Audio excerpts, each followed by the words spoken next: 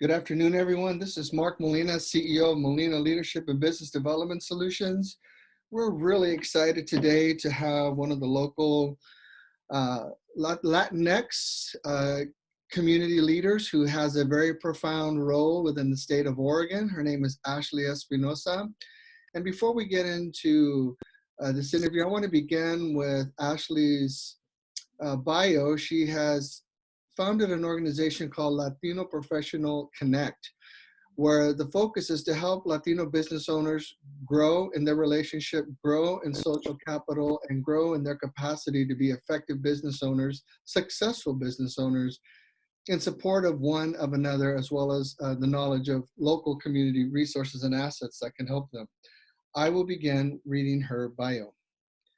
Ashley Espinoza strives to create spaces of equity and understanding to support working families and vulnerable communities. She has served the community for over 10 years in many volunteer roles and capacities, and often gets called upon by community partners to assist in helping highlight opportunities of growth and provide solutions to help eliminate barriers. One of her greatest accomplishments is co-founding and leading Latino Professionals Connect, a networking group that offers a space for professionals and business owners to foster authentic relationships, learn from one another, and build social capital. She was appointed by the governor's office to serve on the Commission on Hispanic Affairs, the first person from Lane County in over 10 years, and proudly serves on the Leadership Council for the Oregon Community Foundation, the Board of Directors for Food for Lane County, and Lane County's Poverty and Homelessness Board. Since joining Lane Workforce Partnership as the Sector Strategy Director, Ashley hit the ground running and furthering the mission of meeting the workforce needs of employers and individuals through partnerships and innovation. Ashley Espinoza, welcome. Thank you for your time today. I know you're very busy. And, what a great timely interview for this conversation and many of the challenges, not just the social challenges going around the nation right now, but also in the midst of the pandemic. You've been able to do a lot of great work facilitating, leading in all these areas, as well as taking on many other roles within the community. But before I go there, I want to ask a simple question. I want you to tell those that are listening something about you that's not on that piece of paper, on that bio. Oh, which part? Something we don't know that's not on that bio. Oh, I'm married and I have 2 kids. Is that good? Yeah. Especially with COVID-19, amidst all of that, the social or the distance learning and trying to juggle work and doing that. And then also my 9-year-old son, he's on the autism spectrum. And so having his needs and those adjustments was really tough. And then also having a demanding work schedule and all of the different, I serve on 13 different boards, commissions, and advisory committees. So, it's a lot. So that's one thing that's not on there that I could share. Yeah, well, thank you for that. It's important that we remember that leaders have lives. Leaders are always on display. And it's really hard sometimes to manage the personal responsibilities, our professional commitments, our devotions to the things that bring us great passion. And you manage to do that, and you manage to do that very well. You seem to excel from the time, I think we met about 4 years ago, and from the time that I've met you, you seem to have excelled at everything you've been asked to do, and that's noteworthy. Thank you. Thank you. You're welcome. Let's begin with Latino Professional Connect, your vision, the initiation point. Tell us the history, why you started it, and why this has been such a heartfelt commitment and devotion from your life. Well, definitely. You use the right words, because it has been kind of a blood, sweat, and tears group for me.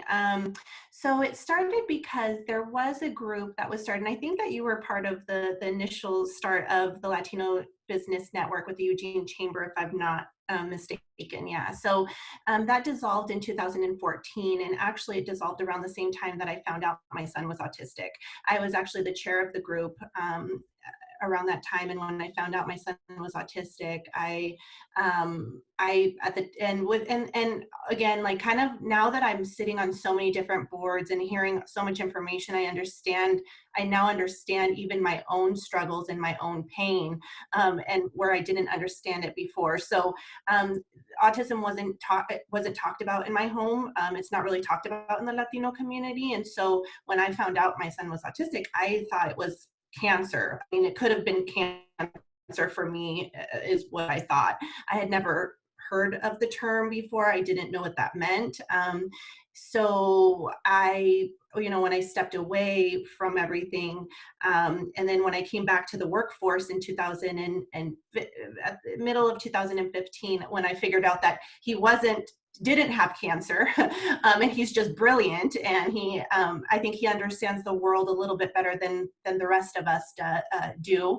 I realize that there's a huge gap, because there is so much to do with who you know, and being very tied into resources and to support to be able to scale up in your career and to be able to expand in your business. And so for Latino professionals or Latino business owners, if there isn't a space for you to be able to meet people that are like you, or that are going through the same struggles that you are going through, or that you can't relate to, the moment that you step into a room of 150 people at a business after hours and nobody else looks like you, that's very intimidating. And so we knew that there was a huge gap without there being another space like LBN. So my friend and I sat down one day for lunch, and again, I was back in the workforce, and we were like, we really need to start something, because we knew that it was a gap. And we thought, okay, with social media and with us knowing people, what would it take to start a group? And we were like, well, I don't think it would take much. I mean, let's see what would happen. So we set up we were like, well, what's our mission? What's our vision? And it's to support the emerging professionals in the Eugene Springfield area so that they can build social capital and we really wanted to make it simplified. So no fees, let's just make it simple. Because there is a lot of resources, there's a lot of groups that are doing great things. So we didn't want to necessarily reinvent the wheel. We just wanted to fill a gap that was not there. And that was it, is the peer-to-peer networking and the social capital building. So we did our first event, and and people really, really have enjoyed it. And it's been an interesting, ride, because when you go to Latino Professionals Connect, two things happen. One is that it's not just Latinos that go, because it's a very much cross-cultural experience. And then two, I think what's really great about Latino Professionals Connect is that you really do build these authentic relationships, and you build people that come, they even say, they're like, we come to the group and it feels so different than any other networking group we go to. And it just feels like this more homey feeling, this more welcoming feeling. And I don't really know what it is. I hope that I have something to do with that. I mean, I don't know, but I really do love that people have that experience when they come to Latino Professionals Connect, that they can feel comfortable. The other thing that I notice that sometimes people don't necessarily notice is that they're able to meet people that, sometimes they don't realize who they're talking to. So really the playing field gets evened out.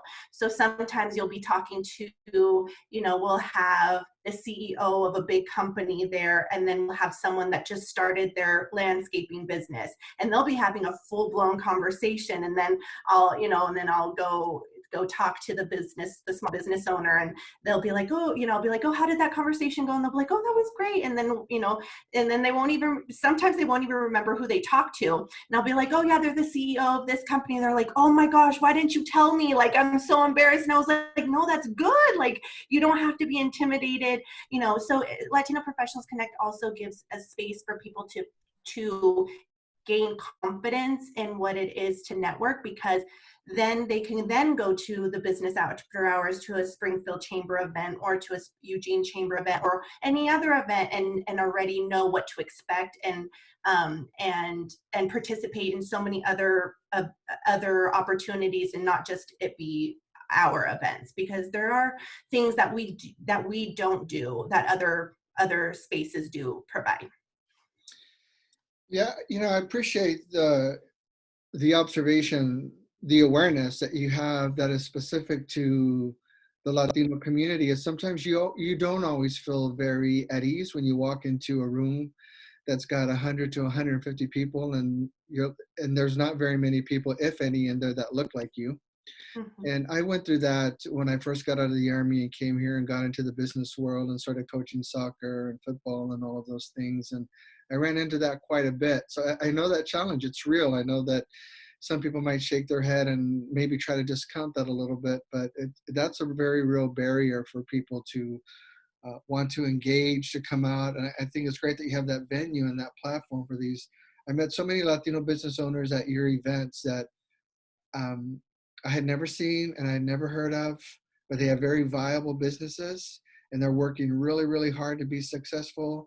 And they want to find that place to communicate who they are, what they're doing. And Latino Professional Connect, right? Mhm. Right.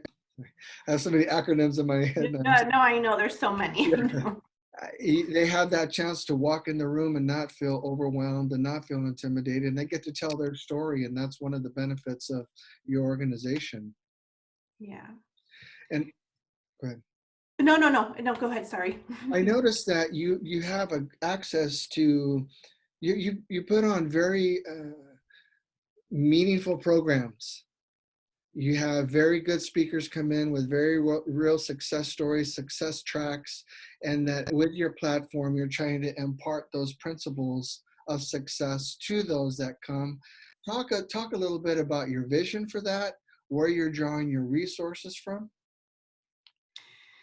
Yeah, so I guess my vision for that is that I already know that the people that come to Latino Professionals Connect, they already have the fire in them. I don't know how big the fire is, but it can be a spark, or it could be a medium fire, it could be a big fire. So I guess the vision of Latino Professionals Connect was to create a space so that that fire could get a little bit of air. Like, I just wanted to be the air to make that fire however it wanted to grow.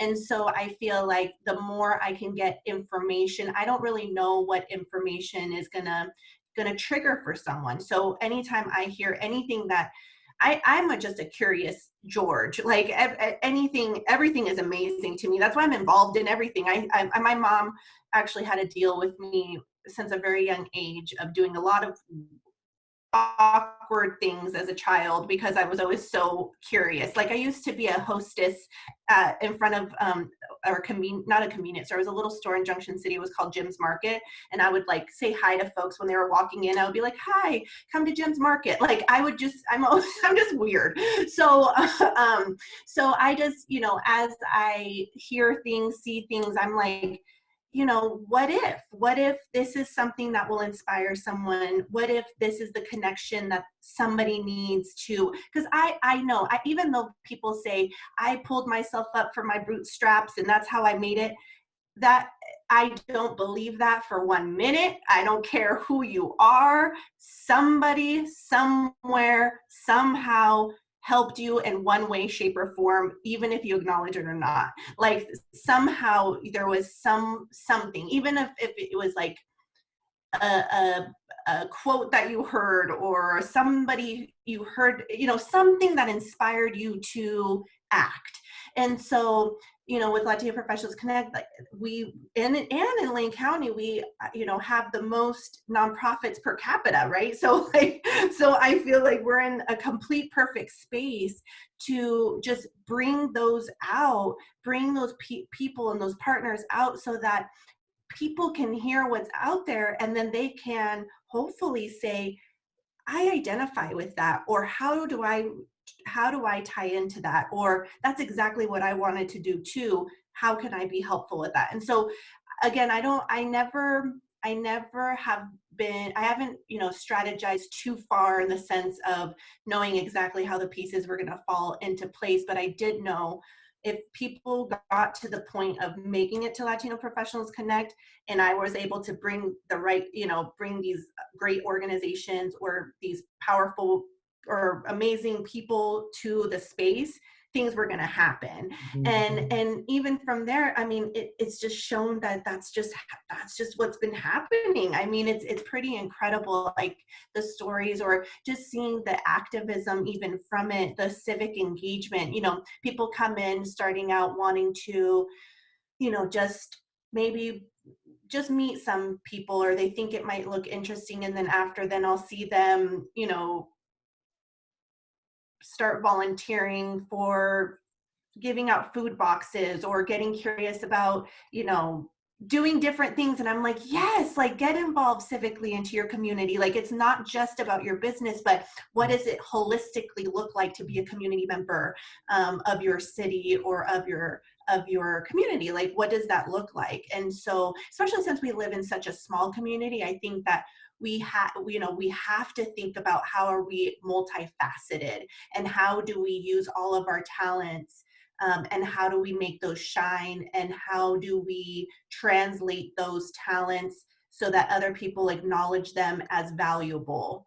And so I try to help with that. So also when people come in, I give them those words. I'm like, oh, you're great at this. And then they're like, oh, I never put myself in that category. And I was like, oh no, that's exactly what you are. So I'm helping people notice what they are and giving them those words, so that then they can in turn see themselves in those ways as well. So, and I think that's where the professional support and professional development is in Latino Professional Connect, in a small scale, because it is a one-woman show right now. Like, I do put on Latino Professionals Connect on my own. We do two events a month, a morning meetup and evening events. And so I can only do so much, but but yeah, so that's the philosophy there, is bringing in all of our community partners, because also the community partners are trying to reach this population as well. They're trying to reach these people, so it is a pretty perfect marriage. Let's talk about your upbringing for just a moment. You mentioned you were a curious George, and your mom would have you out there at Jim's Market and welcoming people. Both of my parents were community leaders when I was a child. So my mom would drive around the neighborhood, pick up all the little Mexicanitos for Cub Scouts, sew their uniforms for them, sew their patches on, because we were very poor. And so that's how she served. She would pick people up, she'd pick the kids up, sew their uniforms, and wait for us and bring them home. And she was our den mother. And my father was a community leader as well. What role did your parents play in your development? What did you see modeled in them? Because as I interviewed all the candidates, they all had similar stories of how their parents compelled them and propelled them into leadership. And I'm sensing from this conversation up to this point, your parents were profound in that area of your life. What did they model for you that piqued that and got that going in that direction? Well, first of all, my mom, even to this day, she's 73, and she's a hustler. Like, she is just, I mean, so in our upbringing, it really wasn't where it was a lot, like, it wasn't, if she's watching this, she'll probably be like, why did you say this? But I mean, it wasn't like the baking the cookies and doing the this, and it wasn't, I mean, she had to work. She always says I'm the youngest of 5. And, she always says that my brother and me, the closest, him and I are 9 years apart, but or 8 years apart, excuse me. But she always says that she didn't get to take care of us as good as she did the rest of my brothers and sisters, because she had to help my dad so much with with just everything that she had to do. So but what I got to learn with that is that my mom was a hustler. Like, she just worked and worked and worked and got everything done. And I guess what I learned from her is that there was no excuse to succeed. There was no excuse to not get something done. And so even at that, like, everything was against us for a long time when growing up, and she was able to buy a house in Junction City, and do a lot of things that a lot of people would have said was impossible. I mean, we lived actually in, it was the Chicano, well, now Centro Latino, but at the time it was the Chicano, I don't even remember the name of it. I was 2 years old when we moved here, but we lived actually in the shelter when we first moved to Oregon. And so, you know, but through her hustle and through her work, and both of her and my dad, I actually remember at 7 years old, he's a mechanic, so he would fix cars for his clients or his friends, and I would be counting the money for him, you know, and I would like give him the receipt or the invoice and their ticket or whatever. And so for me, it just in my head is I always was fascinated with the hustle, and that's why I love working with professionals and business owners, because I understand the hustle. I understand that it's not easy, but I also understand that there's always a way. Like, and that's why I want to go on this journey with folks. Like, I'm going to be with you every step of the way. It's not going to be as easy. It's not going to be pretty. It's not going to be nice sometimes, but there is always a way through it. Mm-hmm. To be honest with you, like that's what my upbringing taught me. Well, that's really good to hear, because those are the experiences that make us. And that story, though, actually tells a lot about who you are and why you do the things that you do, and why you have the perspective that you have. So that is a genuine part of who you are. It's a beautiful story. So I really appreciate you taking the time to share that. Yeah. Let's pivot. Let's talk about your appointment by the governor's office. Yeah. To the Commission on Hispanic Affairs. You're the first person out of Lane County in over 10 years to be appointed to this. Talk about the approach to you to participate. What was that like? What were you told? What kinds of things do you do on this commission? Well, what was really interesting is that, so I was, so about 3 years ago, 3 years ago now, I went through a program called Unidos through the Latino network up in Portland, and it's a leadership program for Latinos throughout the whole state that come together. And the chair of the Commission on Hispanic Affairs is Linda Castillo, mm-hmm. And her and I were part of the same cohort. And so she reached out to me. So I've been on the commission for about a year now. So it's actually pretty new for me. And she reached out to me and she was like, you know what, I think you would be really good for this. Would you consider participating? And I was like, oh my God. You know, because I like, you know, I love to participate in everything. You know, my boss, Christina Payne, would probably say that's my fault, is that I want to be in everything. But but I once we started talking about it, I really did think that it really interested me. I had never heard of the Commission on Hispanic Affairs at the time. And that actually interested me even more, because I was like, well, what do you guys do? How can I be helpful? And a lot of times, you know, Lane County and Eugene is left out. I mean, we're skipped over when we're looked at, you know, Portland, Woodburn, Salem, and then you skip over to Medford when you look at the Latino community. And so I felt like, you know, we really need to have representation. And much like my style, I was like, well, let's just jump in and I'll figure it out once I'm in there. And so that's pretty much how I did it, knowing that I already had experience with participating in different capacities, because at the end of the day, it's really just bringing your lens, bringing your experience, bringing your community, bringing your just bringing your knowledge. And so I already had all of that. I never had worked with the legislator at the time. I've never had worked in that level. So that was the intimidating part. I had to be part of the commission. You have to go, you know, talk to the, you know, there's this, I don't know, it's not a hiring committee, but it's the different senators, or the legislators, excuse me, they're state legislators, not their senators, state legislators are a part of this they're up there and you're doing your testimony and then they vote on you. And so that was pretty intimidating, because I had never done that before, and it's old room and mic and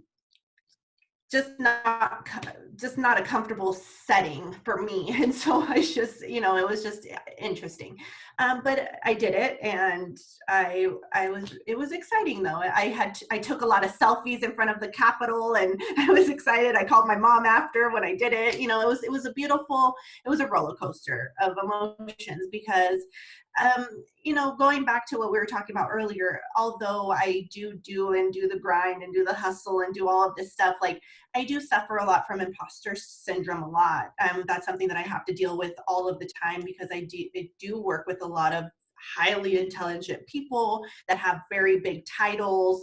And so I have to step into my own confidence. I have to find that confidence a lot, and feel confident in myself and the knowledge that I have for the years that I've been working in this. So anyway, so that was that, and so that was that process. And then when I stepped in, I realized, okay, it really is just giving who I am and what I've seen and the conversations that I've had for all of these years, and listening to my community, because that's actually one thing that I really do feel like I have very different than maybe some other folks is that I'm really actually like part of the community. Like, on weekends, I go with my sister-in-law and we have barbecues, and not right now with COVID, but pre-COVID, like, and we'll be in Springfield, and I'm talking with the community. I'm talking, and some of them work at mills, and the other people are, some are farm workers, and other people are mechanics or auto body, whatever. And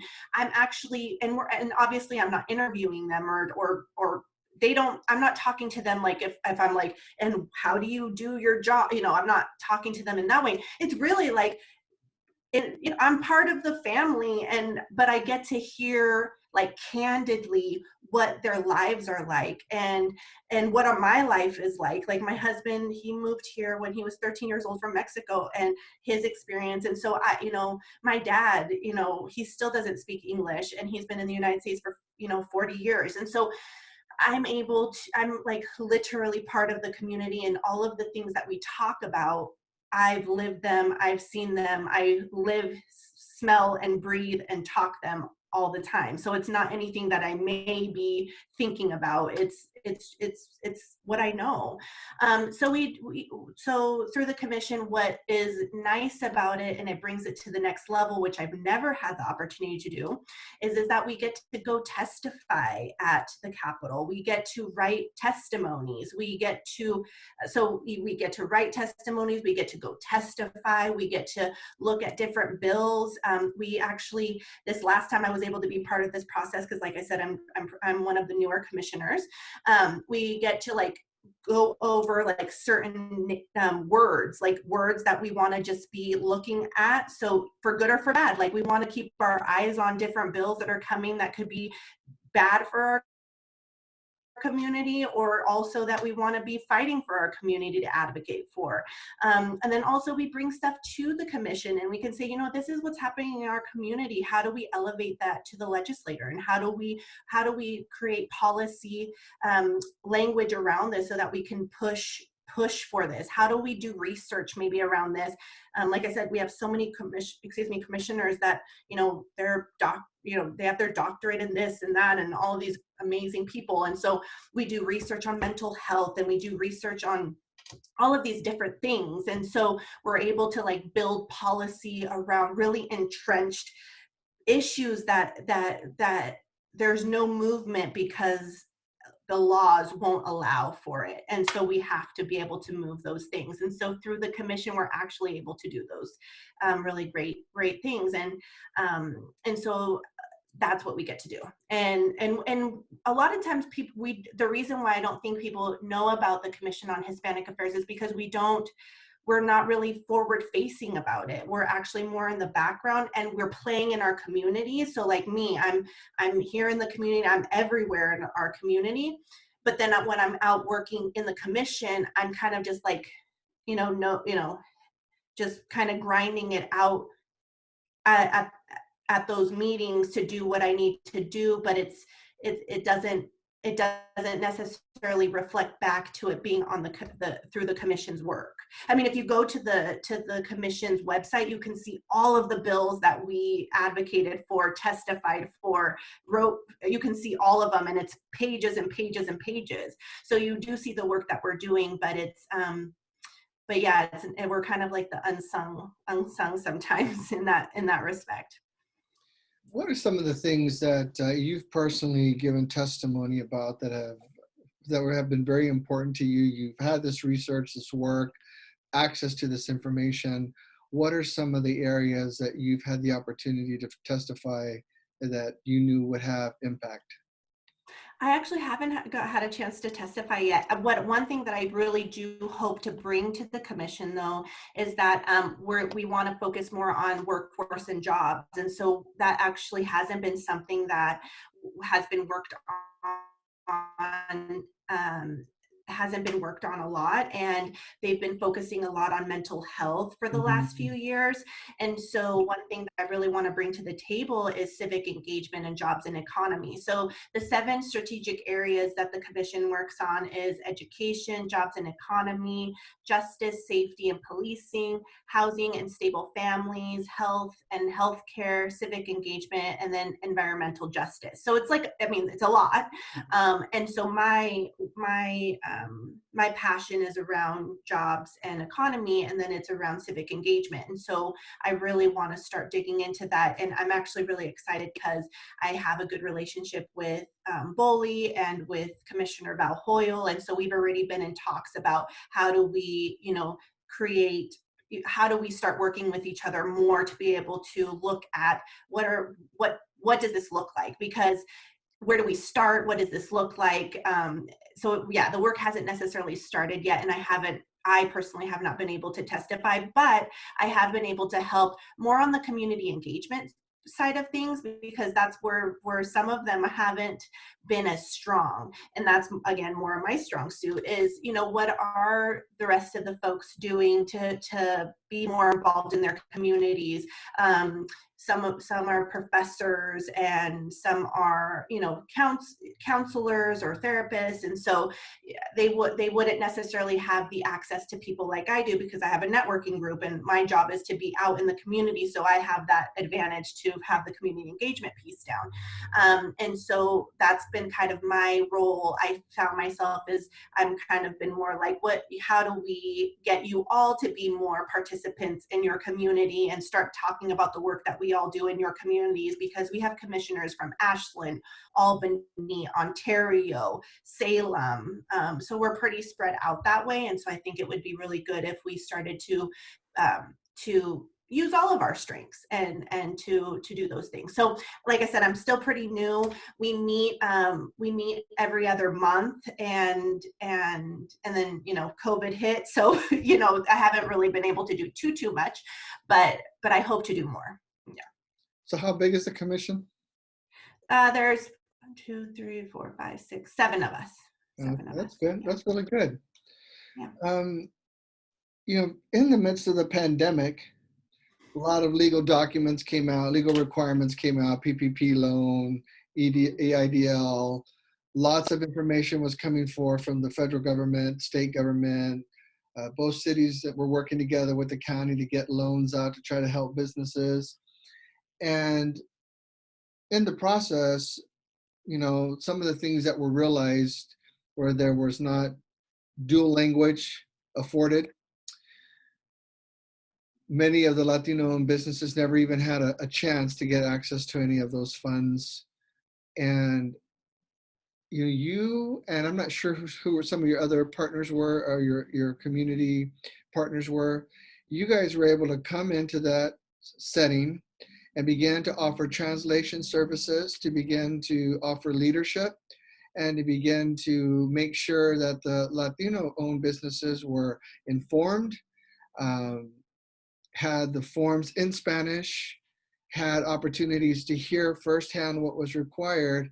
and you've been able to be consistent and regular, with regularity, able to communicate and make sure that they're empowered. Tell us a little bit about how that all happened and how you're able to maintain that momentum. Yeah, I mean, it was tough. I'm gonna be honest with you, Mark. Like when COVID-19 hit, like I said, like mom first, I'm a mom first. And so, you know, the kids, social distance learning, what does that mean? What does that mean for work? What does that mean for my husband is in construction. And so he's an essential worker, and he was actually working at Riverbend at the time. So I'm like, oh heck no, like, oh my gosh, like what does that mean? So, and we're all human, right? And we all have a capacity. So, you know, it hit, and I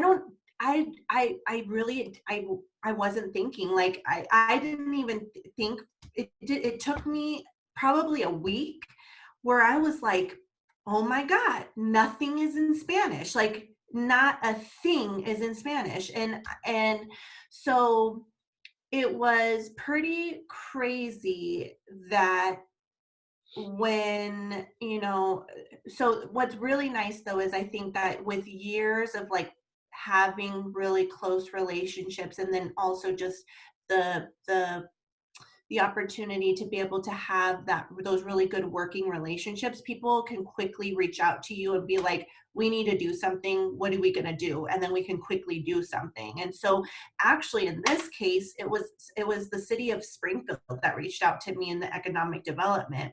And it was they that reached out to me, and they're like, what should we do? Because we know that we have a lot of Spanish speaking business owners, and there's nothing in Spanish. And I'm like, oh my God, I know there's nothing in Spanish, and there's information coming out. What are we doing? And so with the Springfield Chamber of Commerce, with the City of Springfield, through Latino Professionals Connect, through Lane Workforce Partnership, because again, like the executive director, Christina Payne, I mean, she is amazing, and she just kind of, I mean, really has let me do whatever we need to do in our community to be able, so that it is whatever is needed for whatever is needed, right? And so she was so supportive of us doing that video, bringing in our partners. So it was Community Lending Works and the SBDC, but we actually had to get people from outside the area, because there was no one that was bilingual here locally. And so we quickly put that panel together to be able to get that information out as quickly as we could. And then there was this Latinx Alliance group that we have here locally that David Saiz with the Centro Latino Americano has, and it's a pretty big network, and he has people from Migrant Ed and Planned Parenthood. I mean, just a bunch of people that are part of this group. And so then I was utilizing that to be able to give out information however is possible. And yeah, so I just started like activating all of my 10 years of relationship building, and I just started calling in the troops. Like, I was just like, I need you. And people were doing it to me too. Like, it's actually interesting. My friend up in Woodburn, he has a marketing company called ESO Marketing, and he actually started a statewide networking like group to help with COVID-19 response for the Latino community, and it's called the Oregon Latino Leadership Network, so OYEN.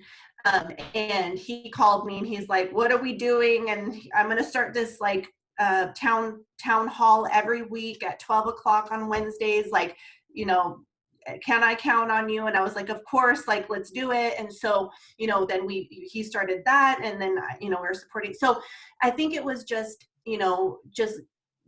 getting everybody together, and then making sure that everyone was supported, and we're not there yet though. I mean, even when we said it was something that was needed, there was still people around that was kind of like, well, why do we need it in Spanish? Like, what's the big deal? And for me, what I guess what I still don't understand is that I think people get really caught up on the fact that why people don't learn a language, or the whys.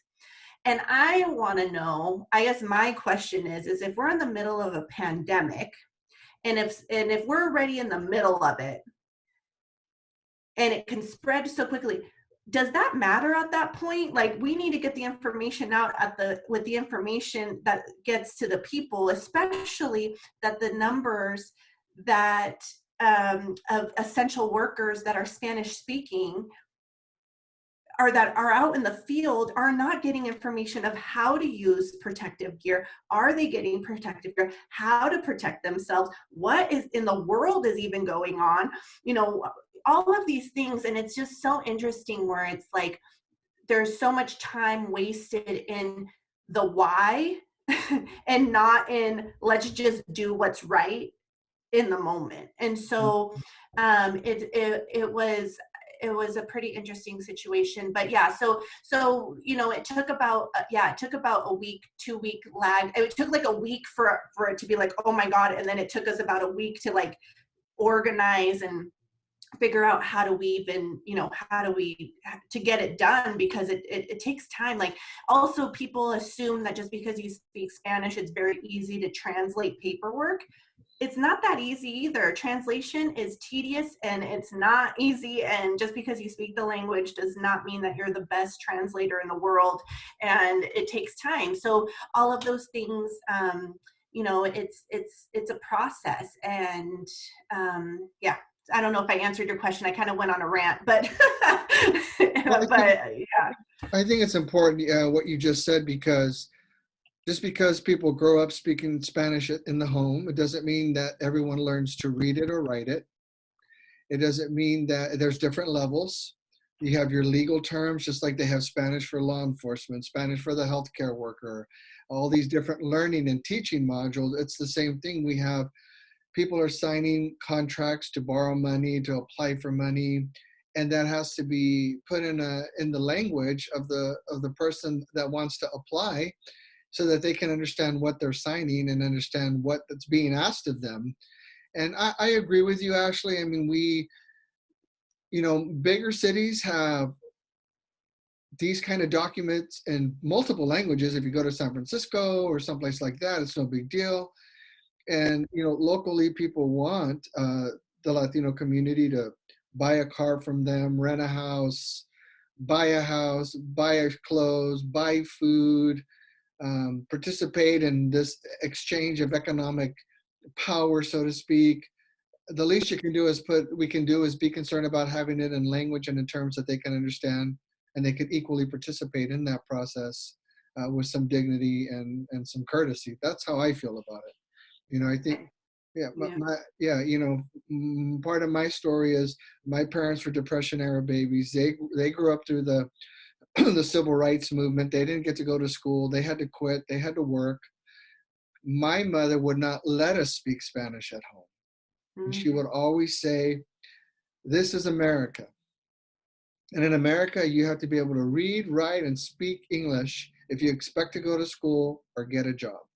She worked the fields. My dad worked the fields. My dad ended up learning carpentry, but they were trying to, you know, that cultural assimilation, right? They had saw what it was like to be trapped in this way of life, that the only way to progress out of that was to learn English, right? So, I mean, I had to learn Spanish in school because it just wasn't allowed. And I remember growing up, and people would speak to us, or family members, this is a true story, would speak to us in Spanish, and my mother would cut them off. And she would say, my children are Americans. You speak to them in English. And, you know, people can put any interpretation they want on that, but you're a mom. And you do what's best. You know what it is to look at your child and say, this is what's best for my child. No one, you know, no one questions a mother when a mother says that. And so I appreciate that my mother made that distinction. I always felt like maybe I lost a little part of my upbringing in that, but we weren't the only family that was doing that at that time. There was lots of Hispanic families at that time not allowing their kids to speak Spanish because they had to be able to go to school to have a future. And we didn't have bilingual education when I was in high school. There was no such thing as bilingual education. And so this is, I appreciate now we have that. I appreciate now the bilingual services. I appreciate now that people can come and Latino Professional Connect, people that have business ideas and business passion and business ventures, and they might be struggling with the language a little bit, but they still have a vision and they're still successful, and they can increase in skill and increase in capacity and build language skills along the way, along this journey. You're giving people that ability to come into this great, what we call the great American dream. And so when you are putting your people together to translate these services, that's a huge task. And I just wanted to kind of expand on that a little bit, because there's a lot of legalities involved, and that takes a lot of skill. And you know, respect to you and those who were able to come together quickly. A month is pretty quick, you know. All things considering, you know, that was pretty quick to get all those experts into one place to get people the help that they needed. So that's really good on your part. I want to ask you real quick. I know that I want to talk to you about Oregon Community Foundation. Now, didn't the governor assign some of that money to them to oversee for the Hispanic community, the Latino community, the migrant workers, to make sure they had some protection and make sure they had some resources and to make sure they had some support? Is that correct? Yes, my understanding, and I don't know too much because I serve on the leadership council, so I don't serve on their board, and I'm not too familiar. But what I've heard, so they were designated to like facilitate the funds. Yes. Well, I think that's important because we have all these migrant workers in these communities out here that this is how they provide not only for themselves, but America gets fed by migrant workers, right? And our economies are sustained by migrant workers. And so this idea that we treat these migrant workers that they're less than, when they're the driving force of much of our, 80% of the state economy several years ago, I don't know if it's still the same, about 85% was agriculture. I don't know if that's still the percentage now, but that is sustained by the migrant workforce that comes in and maintains that. So I think it's important that what you're doing and all these organizations are doing is helping those workers who serve us, and they serve us. And every time we go to the grocery store to get fruits and vegetables, it's by their hand, right? So we're able to live our lives because someone's willing to work and pick strawberries for $1.26 a bushel, right? Now I'm going off my rant a little bit, but that's important because I get tired of this, this idea that the migrant worker community is somehow less than on the scale of humanity because of what they do, when we wouldn't be able to have half the things that we have as a nation without them.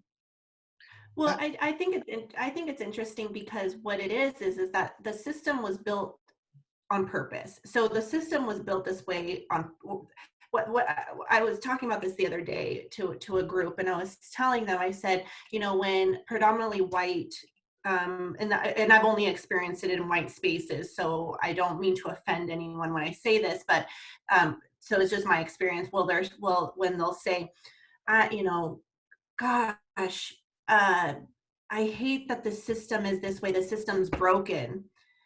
You know dang well that the system is not broken. The system is working exactly the way it was set up to be. And what's sad about that is that you set up the system to be that way, and then you still have the audacity to treat the people in the system where that you put them, so where they were supposed to be at, and you still treat them in that way. So you've already put them in their box, and then you're still going to treat them in that way, knowing that they're serving in a way that because I've heard also people, and again, I've heard this mostly from the white community. It's just the truth, where they're like, I would never do this job. I would never do that job. And I've actually personally never said that, because I've actually done probably most jobs. And so, when people when people say that, like, I would not do that job, or you couldn't pay me to do that job, that's the system we're talking about. So for people to treat those people in that way, it's just and that, I think that's what's wrong with our society in general, is that we don't add value. We just don't know how to add value where values do. And so we add value if you wear a suit and a tie, but we don't add value if you put food on our table. We put value if you can do a PowerPoint presentation, but we don't put value if you can fix my 1987 truck. Y'all put value on you if you can fix my Tesla, but I won't put value if you can fix my 1991 Toyota Camry. So it's like, why, we've already made these categories in our head of what is valuable and what's not valuable. But what's interesting is if you bring a skill and you bring why is that not valuable, and who chose what rank. And I know that you're a man of faith, so this is why I'm going to say this to you. It was actually almost when I heard a pastor say this to me once, and he said, it's almost like when people do, when they say my sin is less than the other person, and then they're like, which sin is worse than another sin? It doesn't matter. It's the same thing. It's like, how do we categorize what's better than the other if it's all part of the ecosystem?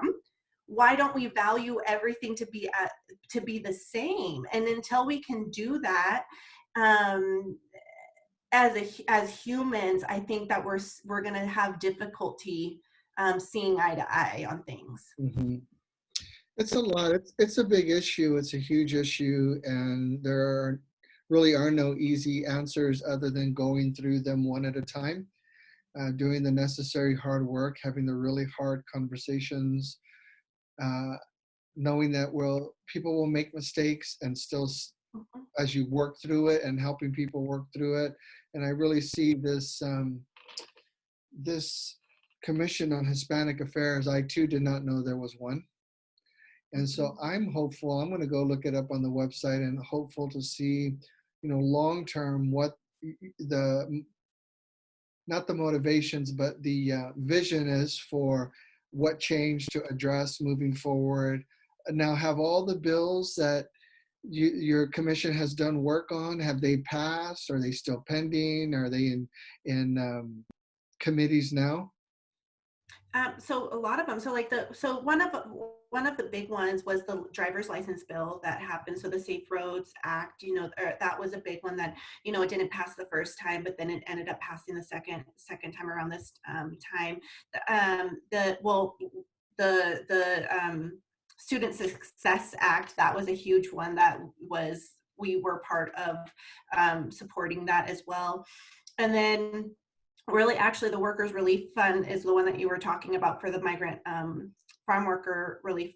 Or actually, it wasn't necessarily for migrant. It was for undocumented workers. That was something that also we really advocated for as well. So all of those have been ones that we participated in and advocated for. That have been ones that yeah. So, but I bet you there's tons that did and didn't. I mean, if you go there, Mark, you're going to see, like, I mean, even today I kind of went in there just to refresh myself, because like I said, I haven't been on there for a very long time. So there's a lot of history. I mean, the commission has been around since like forever, like 1970s or something like that. So it's been around for a very long time. And so, but yes, there's lots and lots and lots of them if you go in there. And then there's actually 3 other commissions too that we work alongside with. So there's the Commission on Black Affairs, there's the Commission on Asian and Pacific Island Affairs, and then there's the Commission for Women as well that we work with jointly. And we meet with them a few times a year to make sure if there's anything that we can work together on to push as well. What have you learned about yourself, Ashley, in this journey of leadership, where you're at now? What have you learned? A couple of areas that you're proud of, and a couple of areas that you realize, I got to shore some things up. Um, I guess the area that I'm proud of is that I'm proud of my resiliency. Like when we hear about our community being resilient, I can identify with that. I'm like, yeah, it's in my DNA. I'm like, yes, that's something that's in my DNA. I'm proud of that. I'm proud that I'm teaching. I'm showing my boys that what a strong woman is and what an independent woman is, and but I also can be a nurturing mother and what that balance looks like. And so I'm trying to do the best I can to balance that. And so I'm proud that I've been able to balance that to the best of my ability, and I'm actually pretty pleased with the way that I've been able to do that. What I feel like I can kind of work on, to be honest, is that I'm not playing in the minor leagues anymore. I'm not a volunteer anymore. For a lot of years I was a volunteer, and people they would accept the work and whatever I had to give to them because I was a volunteer. Now I'm not just a volunteer. I am a director at my job, and I am a commissioner appointed by the governor, and I have an organization that people look at and look to for support and guidance. And so I am always looking at ways to improve my knowledge, learn, trying to just be the best, just be the best I can be for the people in my community, and just give the best product of myself, and not go half-assed at it, because I know that the community deserves 150%. Very good. We're at an hour, so I'd like for you to take just a quick moment. What would you say as a message of encouragement, not just to the Latino community, not just to Latino leaders, but the community? Yeah, we're Latino, but we're leaders. Mhm. Latino aside, we're leaders. And we have a voice, and we have skill, and we have background, we have expertise, and it's legitimate. And we wouldn't be sitting at the tables we're sitting at if it wasn't legitimate. So what would you say to the community as a whole about leadership in this tough time? Words of encouragement, and what would you say to them about continuing forward? I guess I would just say to give grace, to have grace for ourselves and for others. Like you said, to give room for learning. I would, but what I guess I would ask. I would be more of an ask, I guess, to the leaders of our community, is to truly open your minds and hearts to what is a new normal. Because what I do want to say is that I know that people aren't willing to go back to the way that things used to be. And I personally believe that's a good thing. And so I really want people to really think about, could this be a positive thing, and to open their minds and their hearts. If you're in community work, if you're working with people, if you're in the public, I think that it's your duty and your job to be open-minded and your open heart. You have to. None of us are making $1 million here. None of us. This is not ours. None of this is ours. This isn't our county. This isn't our city. This is ours, but it's a collective. It's not one of ours. And so I think that we have to be open-minded, and we have to open our hearts and think of it as a collective. Very good. Well, you're doing a great job in the work that you're doing. So I just personally would like to encourage you to stay the course and to be strong. And I heard what you said about how you view yourself and how you see yourself, to uh, remember what you've accomplished and what you've gone through. It's not insignificant by any stretch of the imagination. You're on 13 boards and committees for a reason. You've been hired to do the things that you do because people see the value that you bring. And so, do not diminish yourself in any way. You have not been to college. You don't have a formal education, and for people, I say that because I want people to understand, look at all the great things that you've done, and you can do it if you're willing to serve. You can do it if you're willing to lead. You can do it if you're willing to get involved in the process of making life better for someone else that has less than you. And as I told you earlier, you remind me of the business people of old who just had a dream and built a business. That's who you remind. They didn't have education, they didn't have anything, but they had this big dream, and they just went to work at their dream and successfully built something. And that is who you remind me of. You have this dream, this big vision, and now you just put your hand to the plow, and you have as much achievement as any one of your peers, any one of your professional contacts. You are as accomplished as any one of them because of your hard work. So just please continue to believe in yourself and keep moving forward. Thank you. Ladies and gentlemen, you're welcome. Ladies and gentlemen, we've had with us today Ashley Espinoza. She is the founder of Latino Professional Connect and the governor's appointee to the Hispanic Affairs for the state of Oregon. She's the first Latino out of Lane County in 10 years to be appointed. We can expect to see many, many more great things from her and her work, her community work, her life work, as well as her faith work. So Ashley, we thank you. Thank you for your participation today.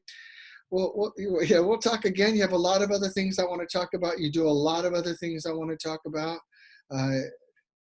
And so we want to make the platform for that. Okay. Yeah, no, this is fun. I could go for hours, Mark. So no, thank you. It was so great to do this. And hello to all of Mark's viewers. And thank you for watching. And it was a pleasure. Thank you. Very good. All right. You have a very good day, and we'll see you soon. All right. Thank you. Bye-bye.